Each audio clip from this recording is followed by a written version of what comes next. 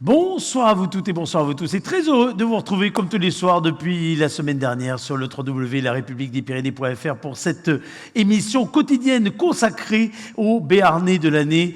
Tous les soirs, vous le savez, nous vous dévoilons en avant-première, nous découvrons ici même sur ce grand plateau des Béarnais de l'année qui, parmi l'ensemble de celles et ceux qui ont fait l'actualité de cette année 2021, les journalistes de la République et de l'Éclair ont décidé de mettre à l'honneur et de soumettre à vos votes pour élire le Béarnais, la Béarnaise de l'année, et ce dans les différentes catégories qui, vous le savez, constituent ce qui maintenant devient une véritable tradition, ce rendez-vous que nous fixons tous les ans au mois de décembre. Retour au présentiel cette année, puisque vous le savez, nous serons au Zénith de Pau le 11 décembre prochain. Il n'est pas trop tard pour réserver votre place. L'entrée est gratuite, mais il faut obligatoirement se préinscrire sur le www.larepubliquedespyrénées.fr afin de faire partie des quelques 1300 personnes présentes pour applaudir, entre autres Meurède qui sera le parrain de cette soirée, et puis découvrir en avant-première, la comédie musicale On va s'aimer qui rend hommage au titre de Michel Sardou, plus toutes les autres surprises que nous allons vous dévoiler tout le long de ces émissions quotidiennes. Ça fait déjà quelques jours que nous sommes ensemble et ça y est, c'est le jour où on commence à ouvrir la première fenêtre du calendrier de l'Avent. Et regardez, quand vous ouvrez la première fenêtre du calendrier de l'Avent, vous trouvez quoi? Hop, le visage d'Éric Belli. Bonjour mon cher Éric Belli, c'est le premier. Bonsoir.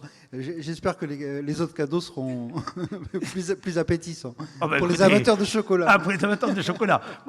Non, je ne dis rien. Anne est de nouveau parmi nous ce soir. Bonsoir ma chère Anne. Oui, bonsoir Eric. Moi je me réservais pour le 25, mais bon. Non, mais on est heureux de vous avoir dès aujourd'hui parce que avec vous, on va découvrir comme tous les soirs qui vous avez sélectionné. Il y aura 8 sélectionnés une nouvelle fois et on pourra voter dès demain matin, Eric, pour l'un ou l'une de ces présélectionnés, de ces finalistes. C'est ça le principe, hein, on le rappelle une nouvelle fois. Oui, on pourra voter même là maintenant. Même dès maintenant, puisque la catégorie va être présentée sur notre site internet pour une parution papier demain matin. Voilà, parce que vous aurez l'intégralité des portraits dont nous allons parler maintenant, résumés demain dans une page spéciale, durant laquelle nous reviendrons donc sur le descriptif de cette catégorie. Regardons, je vais découvrir comme vous, moi, cette catégorie comme tous les soirs. Ce sont les créatifs de l'année que nous allons mettre à l'honneur ce soir avec notre partenaire, la Fibre 64, cette fibre qui se déploie sans cesse, chaque jour de nouveaux raccordés, chaque jour de nouveaux territoires raccordés. La Fibre 64 qui permet d'irriguer l'ensemble de ce département en très haut débit, avec tous les usages qui vont avec l'acculturation autour du très haut débit. Nous en avons parlé la semaine dernière d'ailleurs avec la Fibre 64 à l'occasion des trophées Hippie, et nous en reparlerons le 11 décembre prochain au Zénith de Pau, et je crois dès demain d'ailleurs dans les colonnes de la République et de l'Éclair, Eric. Oui, c'est ça. La Fibre 64, en avançant et en équipant de plus en plus de personnes, participe indéniablement à développer les usages qui permettent de développer la créativité. Jingle, et on découvre les 8 finalistes de cette catégorie. Allons-y.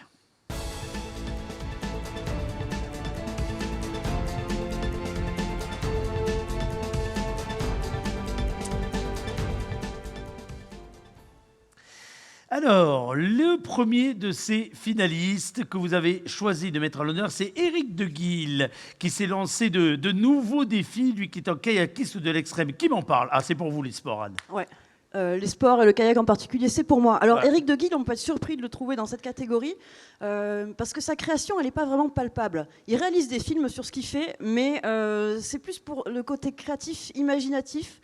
explorateur qu'on a choisi de retenir Éric Deguille dans cette catégorie. Alors, on s'en souvient ou pas. Éric Deguille, il y a quelques années, alors lui qui est un kayakiste, il avait fait le championnat de France, il a été champion de France également, a dévalé les pentes d'un volcan sur les îles Canaries. Ah oui. En kayak, ouais. En kayak. En kayak, ah, tout à fait. Oui, non, c'est toujours en kayak. Il a fait aussi un record de dénivelé, alors pendant près de 20 heures, je crois, en Norvège, c'était pendant les jours polaires. Pendant l'été, il a dévalé des centaines de kilomètres. Voilà, quitte à ne plus avoir de main, il perdait la raison à la fin. Et là, cette année, alors il s'est un petit peu assagi. Là, il a décidé de skier sur la neige. Alors, il l'avait déjà fait, on s'en doute, parce qu'il n'est pas une bêtise près, mais cette fois, il l'a filmé. Alors ça s'est passé sur les pentes de la Pierre Saint-Martin, avec un ami reporter photographe. Ils ont fait un petit film sur ce voyage qui est sur l'eau, finalement, puisque le kayak reste sur l'eau, bien que sur la neige. Il a fait ça. Ensuite, cette année aussi, parce qu'il n'allait pas s'arrêter là, il a battu un nouveau record de dénivelé, alors cette fois en 1 heure de temps. Il l'a fait à Cauterets, il a voulu montrer qu'il n'y avait pas besoin d'aller très loin, justement pour créer, pour faire de nouveaux records. Donc là, 600 mètres de dénivelé en 1 heure de temps, c'est juste énorme. Et puis, ensuite... Vous l'avez bien défendu, là. Ouais, là, vous l'avez bien mais j'ai pas défendu. fini, parce que... Non, mais ce qui est génial avec Éric Deguille, c'est que derrière, il part 5 semaines en Laponie avec des amis, parce qu'il fait jamais ses aventures tout seul. Et là, c'est des aventures extraordinaires sur des lacs, etc. Et honnêtement, alors il fait des films sur tout ce qu'il fait, mais il y aurait aussi des récits à faire et on pourrait l'écouter pendant des journées entières.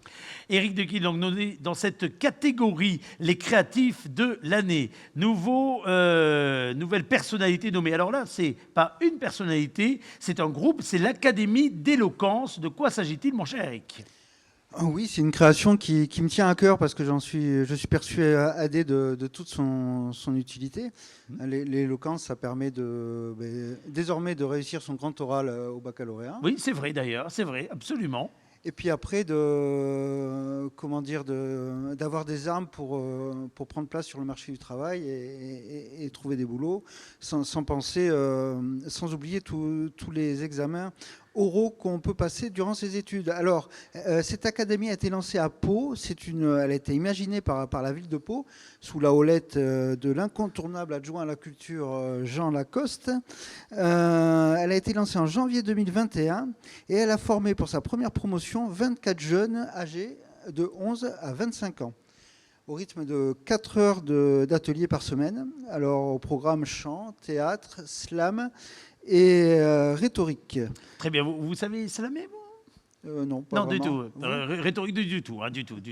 Mais l'éloquence, c'est votre truc. Mais oui, mais plus sur la rhétorique. Mais enfin, allez-y. Allez-y. Au mois de juin, les jeunes se sont produits sur la scène du Théâtre Saint-Louis, qui était une épreuve en soi, devant leurs proches et devant les acteurs de ce projet qui prend de l'ampleur. 90 lycéens ont reçu l'accompagnement des lycéens de Saint-Jean-de-Perse, ont reçu l'accompagnement de l'Académie d'éloquence justement pour la préparation du grand oral du bac. Depuis septembre, la deuxième promotion a démarré ses premiers ateliers et de nouveaux parcours ont été créés. Ils sont nommés dans cette catégorie. Donc, les créatifs de l'année, c'est l'ensemble de l'académie qui est nommé dans cette catégorie. Troisième nommé dans cette catégorie. Il s'agit de Sabaline Fournier. Alors, Sabaline Fournier, c'est une chorégraphe, on le sait. Et pourquoi vous avez décidé cette année de la nommer dans cette catégorie ? Anne ? Alors, Sabaline Fournier est aussi la directrice artistique de l'espace Dansa à Pau, rue Bourbaki. Et alors, pendant toute cette période de flou où l'art a été mis en suspens, à l'arrêt, elle a créé. Et alors, Sabaline, il se trouve qu'elle arrive à un âge... Je peux en parler parce que c'est à peu près le mien, la quarantaine, où on commence à se poser beaucoup de questions sur le temps qui passe. Et vous verrez après, c'est qu'au début. Allez-y. Mais du coup, ça l'a beaucoup inspiré pour créer son nouveau spectacle qui s'appelle Tu t'en souviens, qui a été joué à l'espace Dansa et qui tourne autour du temps qui passe. Alors, c'est une chorégraphie, c'est de la danse, c'est de la voltige également. Elle n'est pas seule sur scène, elle est accompagnée d'un jeune danseur de l'espace Dansa aussi, Naël Saint-Paul. Et à tous deux, ils remontent le temps. C'est très poétique. Il y a des textes qui sont lus en même temps qu'on les voit voltiger dans les airs. Enfin, c'est vraiment très beau, très émouvant et très parlant à tous ceux de plus de 30 ans, j'imagine. Oui, c'est ça. Et pas que. Il faut vous préciser d'ailleurs que, outre les commentaires que l'on vous donne ce soir, vous en avez pris l'habitude, évidemment, dans le papier complet, vous avez les liens sur les papiers qui sont déjà parus dans les colonnes de La République et de l'Éclair, puisque l'ensemble de celles et ceux dont nous parlons ce soir ont déjà été dans les colonnes de La République et de l'Éclair, certains avec la première page, d'autres avec les portraits, les DER, d'autres parce qu'ils font l'actualité dans les pages, par exemple, culture, sport, et pas que. Et pour vous faciliter le choix, évidemment, dans cette rétrospective interactive, vous avez des liens qui se trouvent, j'imagine, mais j'en suis sûr, sous la vidéo que vous êtes en train de regarder. Oui, tout à fait, grâce au travail de fourmi de Bruno Robali et son équipe. Absolument, qui va revenir, on l'a vu déjà depuis le début de la semaine, il va revenir, je crois, demain soir. Alors, regardons maintenant la prochaine qui est nommée Mylène. Je vous laisse donner son nom de famille, Eric. Je voulais vous laisser essayer. Allez, Nidzialkowski. C'est le château de Méritain, en fait, qui est mis à l'honneur parce que au travers de Mylène, il y a un côté, nouvelle vie donnée à ce château. Oui. Et nouvelle vie pour elle aussi. On va l'appeler Mylène, vous m'en voudrez pas. Allez-y. Donc depuis ce château... Prévenez-la avant. Depuis ce château situé près de Navarinx, elle produit des objets. En fait, elle a transformé ce lieu en véritable manufacture design. Elle produit des objets dont vous êtes fan, je sais, Eric. On a, je crois... C'est très design, il y a un peu de pop culture, c'est très design, etc. C'est ça. Oui, on a le droit à des luminaires qualifiés d'iconiques, des luminaires pâles, des ventilateurs de style chambre coloniale, des dames Jeanne en ficelle armée. Ça fait un tabac, y compris à Paris. Elle a eu le droit à des papiers dans des magazines iconiques aussi en termes de déco. Milk, AD, Elle, Art et Décoration, les suppléments dédiés du Figaro, M comme Le Monde, enfin j'en cite, M comme Maison, j'en passe. Est-ce que vous savez comment est née sa vocation ? Pas du tout, mais vous savez me dire. Fille unique, elle s'ennuyait. Oui. Et il se trouve que ses parents ont déménagé pas moins de 21 fois. Enfin, elle a connu au cours de son existence 21 déménagements. Et à chaque fois, elle se donnait pour mission, elle repartait de zéro, d'aménager sa chambre. Elle se donnait carte blanche. Oui, c'est un bon exercice de créativité à chaque fois. Oui, et aujourd'hui, sa passion fait travailler près de 40 personnes maintenant au château de Méritain. Jolie réussite, et ça permet de donner un coup de projecteur à ce château qui ainsi devient un atelier déco tout à fait contemporain. Prochain nommé dans cette catégorie, redécouvrons de qui il s'agit. C'est pour Anne. Chab, pourquoi est-ce que vous avez souhaité mettre à l'honneur cet artiste ? Parce que là aussi, il y a un coup de cœur artistique. Oui, alors Chahab, c'est un grand créatif. Chahab, pour le présenter rapidement, il s'agit d'un artiste plasticien qui s'est établi en Béarn il y a un peu plus de 20 ans. En 1997, il est arrivé sur la plaine de Naï. Et à peine arrivé là-bas, avec déjà un parcours de vie bien rempli, des expositions à travers toute l'Europe, donc en tant que plasticien, des sculptures, des peintures, de la gravure.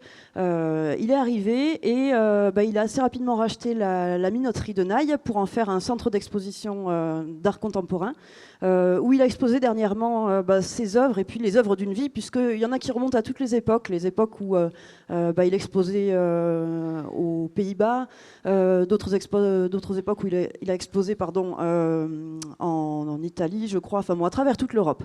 Et c'est quelqu'un qui, au-delà des créations, d'avoir créé cette minoterie, est un explorateur, un petit peu comme Éric de Guill, mais dans un autre style. Donc tous les deux dans la plaine de Naï, mais lui c'est un explorateur de la matière. Voilà, en tant que plasticien, il fait un peu feu de tout bois. Il n'en fait pas du feu justement, il en fait des œuvres, et notamment avec un partenariat avec l'entreprise Cancé. Il s'est attaqué au fer notamment pour faire de nouvelles sculptures. Et il a un style qui est assez original aussi, dans le sens où c'est à la fois très moderne et inspiré de l'art qu'on pouvait trouver il y a 3000 ou 5000 ans avant Jésus-Christ dans sa région d'origine, puisqu'on n'en a pas parlé. Il est iranien à la base, donc dans un style un petit peu persan. Enfin voilà, c'est C'est très clair. Ça me fait penser que lorsque vous le souhaiterez, il faudra que vous pouvez passer sans problème de la rubrique sport, dans laquelle vous excellez, à la rubrique culture, parce que là, entre la danse et la sculpture, parfait, ma chère Anne. Je peux vous faire une petite démo si vous voulez. De danse ou de sculpture? C'est pas pareil, c'est pas pareil. Jérémy Martinez, c'est quelqu'un qui crée également mais des jouets en bois 100% Béarn. Il fait partie du grand réseau des ambassadeurs du Béarn aussi. Il y a une catégorie spéciale ambassadeur du Béarn. Il eût pu être dans cette catégorie, mais il est dans cette catégorie créative. Ça, c'est formidable d'arriver avec sa passion des petites voitures en bois à en faire son métier. Ouais, alors je prends aussi pour la présentation Allez, parce qu'il y a un petit côté sportif qu'on ne soupçonne pas ici. Non. Mais alors, Jérémy Martinez, il faut préciser qu'il a commencé chez les parachutistes à Tarbes. Assez sportif déjà, à la base, le garçon. Ensuite, il s'est reconverti pour devenir menuisier. Alors dans le, et BD, ce menuisier, c'est ça, non? Oui, mais dans le milieu nautique, Ouais. en Charente-Maritime. Pardon, j'ai perdu un petit peu le fil. Mais toujours est-il que sa passion était aussi le skate et le snowboard. Et du coup, de fil en aiguille, il s'est mis à confectionner des planches, des boards, comme on dit en anglais, jusqu'à ce qu'il vienne s'installer ici en famille en Béarn, à Castetno-Camblon. Et là, il a fabriqué une petite voiture pour son fils, Marcelo, pour son gamin. Et il s'est rendu compte que son fils s'amusait énormément avec cette petite voiture. Et du coup, il s'est dit pourquoi ne pas en faire profiter d'autres enfants. Et donc, il a lancé la conception de jouets. Toute une gamme de jouets en bois, toute une gamme de jouets en bois, oui. Essentiellement des petites voitures. Alors, il faut souligner que c'est du bois local, c'est du hêtre béarnais. Des peintures qui sont fabriquées à partir d'algues de Bretagne. Enfin voilà, il a essayé d'être éco-responsable jusqu'au bout, de faire travailler la filière courte. Et juste avant Noël, c'est une bonne occasion de se dire que si vous voulez des petits cadeaux personnalisés, notamment des voitures, un effet de collection en bois, vous pouvez aller sur son site internet et vous allez pouvoir le trouver et commander des voitures. Vous êtes sûr au moins que ça sera livré, ou alors vous allez chercher directement à l'atelier, là, directement là où il est. Tout à fait. Ça m'étonne que vous n'ayez pas parlé de petites voitures, vous, mon cher Eric. Vous n'avez pas gardé ça pour vous. Prochain portrait, on arrive presque au bout, là. Mélissa Médan. Ça, c'est une Oloronnaise qui, cette année, entre autres, a habillé Louane. Je ne sais pas quand est-ce qu'elle habillera encore Anne Pouchant pour ses prestations sur scène, mais en tout cas, là, c'est Louane pour l'instant. Est-ce que vous aimez Louane? De la musique? Oui, allez-y. Bon. Imaginez, glissez-vous dans la peau de Mélissa Médan, qui est une jeune femme de 28 ans, qui, en dehors de son travail, vit pour sa passion, qui est de faire des créations de soie sur des vêtements, des créations qu'elle met en ligne sur son compte Instagram. Et un beau jour, elle se rend compte, une nuit. ou peut-être une nuit, elle se rend compte que Louane s'abonne à son compte. Alors elle croit que c'est une erreur. Et puis finalement, Louane lui envoie un message pour dire qu'elle aime beaucoup ce qu'elle fait, donc elle communique. Et Louane finit par lui commander un vêtement, une chemise, dans le cadre de son passage dans une émission de Canal+, Click, avec une date précise. Donc du coup, Mélissa Médan s'est sentie une pression incroyable, mais elle a tenu le défi. Et Louane a porté donc cette chemise avec cette création en soie de Mélissa Médan lors de cette émission, ce qui fut une formidable vitrine pour ces créations, une très belle histoire pour cette jeune Oloronnaise. Qui est donc nommée dans cette catégorie, Mélissa Médan. Regardons maintenant le profil de Pascal Bouissou. Alors Pascal Bouissou, on le voit bien avec sa tenue de sapeur-pompier. À la base, il est sapeur-pompier, mais c'est pas pour ça qu'il est nommé. Cette catégorie célèbre la créativité sous toutes ses formes. On l'a vu, de l'artiste à Éric Deguille. Pascal Bouissou, c'est une sorte de géotrouve-tout, puisque confronté à la problématique du frelon asiatique lors de ses nombreuses interventions, il a vu que si les pompiers possédaient le bon insecticide, ils n'avaient pas le bon outil. Donc pendant 8 ans, il s'est entêté à améliorer l'outil qui permettait de traiter efficacement les nids de frelons asiatiques, 3000 frelons par nid quand même en moyenne, tout en protégeant l'opérateur et tout en ne nuisant pas à l'environnement. Il est arrivé à améliorer, à perfectionner un outil qu'il a fait breveter. Alors là, c'est un parcours du combattant. Il faut démontrer l'intérêt et le caractère innovant de l'invention en France, en Europe et à l'international. Ça a pris 3 ans. Ah, parce qu'il a fait un brevet international. Ouais. Ah oui. 3 ans, il a obtenu la certification INPI. Donc maintenant, il va passer à l'étape de la commercialisation. Voilà donc pour le parcours de Pascal Bouissou. C'est bien parce que dans cette catégorie, il y a vraiment du monde. C'est très diversifié. Regardez, on va afficher plein écran maintenant, si vous voulez bien, en régie, le tableau des 8 nommés et le résumé de ces 8 nommés dans cette catégorie des créatifs de l'année, puisqu'à partir de maintenant, vous pouvez apporter vos voix, soit pour Éric de Guill, soit pour Sabaline, soit pour Chab, soit pour Jérémy Martinez, soit pour l'Académie d'éloquence, soit pour Mylène, avec le château en mode déco, soit pour Mélissa, soit pour Pascal Bouissou. Vous votez pour l'un de ces Béarnais de l'année. Vous retrouvez les portraits complets demain dans les colonnes de La République et de l'Éclair, avec également donc un zoom particulier sur l'action de la fibre sur ce département. Et alors, c'est d'autant plus important, Eric, on le rappelle tous les soirs depuis le début de ces quotidiennes, c'est que vous votez en fait doublement. Vous votez pour élire les 3 finalistes de cette catégorie qui seront soumis au super jury qui, lui, déterminera le gagnant de cette catégorie. Donc, vos voix comptent énormément. Mais vous votez également, et regardez, c'est écrit juste à côté de moi, pour élire quelque part le Béarnais ou la Béarnaise de l'année. Puisque là, toutes catégories confondues, seront finalistes ceux qui auront recueilli le plus de voix.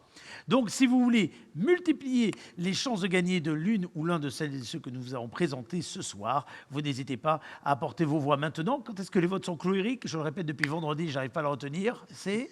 On pourra voter pour cette catégorie pendant 24 heures jusqu'à la présentation de l'autre catégorie. Exactement. Et c'est d'ailleurs demain soir que vous allez découvrir la prochaine catégorie que nous mettrons à vos votes, que nous soumettrons à vos votes. Merci à vous toutes et à vous tous d'avoir suivi cette soirée. Évidemment, le Béarnais de l'année sera dévoilé le 11 décembre au Zénith. Vous pouvez donc continuer à réserver vos places. C'est la Banque Pouyanne qui sera le grand partenaire de cette remise des prix de ce Béarnais de l'année. Christian Pouyanne sera avec nous. Oui, vous voulez rajouter un petit mot, Eric? Oui, on réserve sa place en s'inscrivant sur notre site internet. Ben, vous avez dit raison. Voilà. Sur le www.larépubliquedespyrénées.fr, là où vous nous suivez. Merci beaucoup. Merci Anne. On est à la lumière. On se retrouve demain soir. Salut.